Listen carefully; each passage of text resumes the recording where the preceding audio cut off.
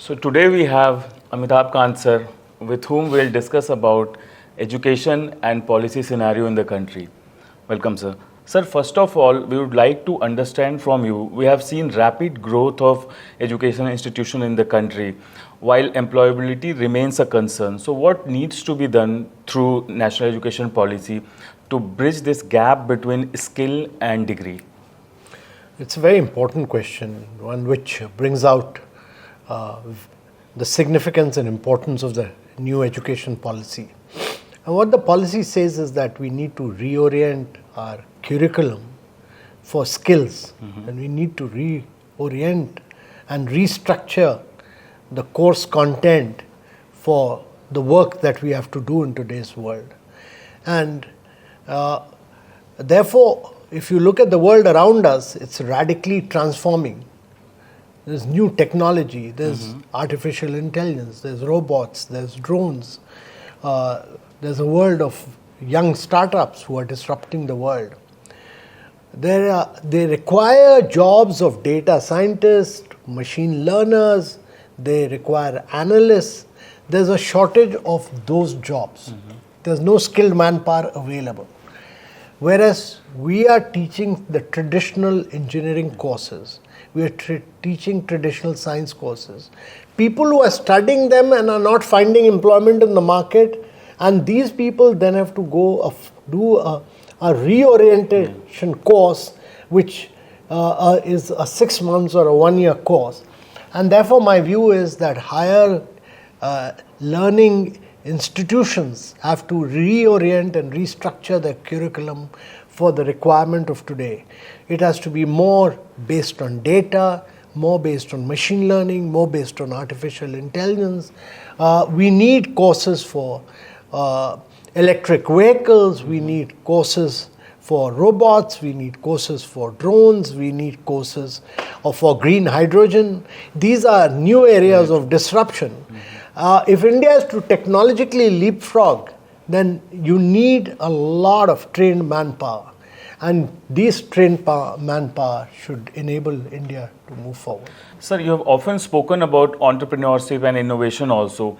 How that can be brought into the curriculum of higher education institution, if you talk about NIT University, which already has similar kind of curriculum, what can be done for other institutions to bring those elements in their curriculum for entrepreneurship and innovation? So my strong belief is that we should allow students coming in the first year itself to start tinkering, start finding solutions to many of the problems that we have, so that we have an inquisitive mindset. We are here to solve problems. Secondly, we need to create many more incubators around. We need to create a startup movement in all engineering colleges. Thirdly, when students start new startups, we should permit actually professors to guide them, become a part of that startup, take equity in that startup. And thirdly, for them to be able to get funding, we should be able to find a source of fund where venture capital, private equity can all invest in the startups. Actually, the challenge is to create a very innovative culture, which will come from curriculum alteration, changing the curriculum, creating an inquisitive mindset, so that these young students are not looking for jobs, they are looking to disrupt, they are looking to do startups. And that would require us a new culture of education where innovation becomes key, entrepreneurship becomes key. So when they become entrepreneurs, we should be able to support and finance them. That's true. Sir, if we talk about curriculum, the changes that you're talking about, there are a lot of regulations also. I mean, there are a lot of regulatory bodies also which are there. And somewhere that creates a problem in changing the curriculum and the entire pedagogy that we are following. So how that can, lot has been changed since NEP came, but higher education, I mean education being a concurrent subject, what needs to be done at the state level, because majority of the students go into state universities? I think we should give increasing level of freedom and flexibility to the universities, and treat many of the colleges which are linked to the universities also as university. Give the freedom to the university to innovate course content, to create become more innovative bodies. Everything should not be controlled only by the universities. Give freedom to the colleges also. That will enable them to become more and more flexible, more and more innovative in the content. So coming to civil services, you have led things like Startup India, Make in India. What young civil servants need to start off when they join the services? What they need to look and how they should start? So, first of all, they should always be positive and optimistic. They should look to the future.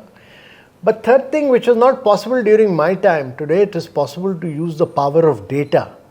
If you want to do good governance, look at the power of data. Use the data on a real-time basis to analyze, examine, start making various blocks within your district, compete with each other, define your outcomes, what you want to achieve in terms of education, what you want to achieve in terms of health, what you want to achieve in terms of nutrition.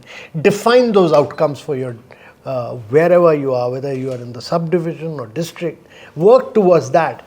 Good governance is the key. Good governance comes from data, it comes from analysis, and then putting out that analysis in public domain.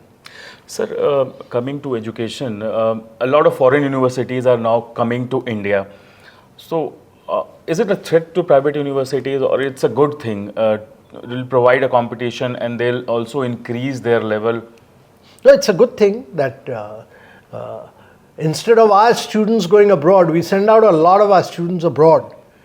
Let foreign universities come here and set up good campuses. There's no threat to any university as long as private universities do well. They set up top-class universities.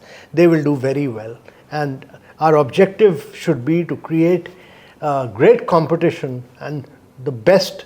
We'll all learn from each other as we go along, and I think we'll benefit. Many foreign universities, when they come here, will learn from NIIT in Neemrana, and Neemrana will learn from many of the best universities across the world.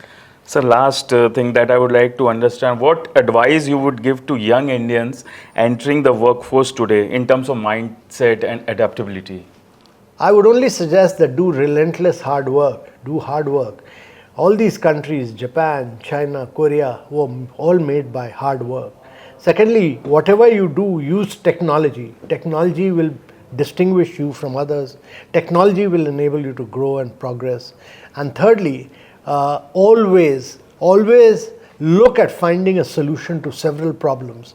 What are the challenges before us? If there's a challenge of waste, is there a challenge of water supply? Is there a challenge of improving learning outcomes? Is there a challenge of improving health outcomes? Whatever are the challenges around us, we should use technology to find a solution to those challenges.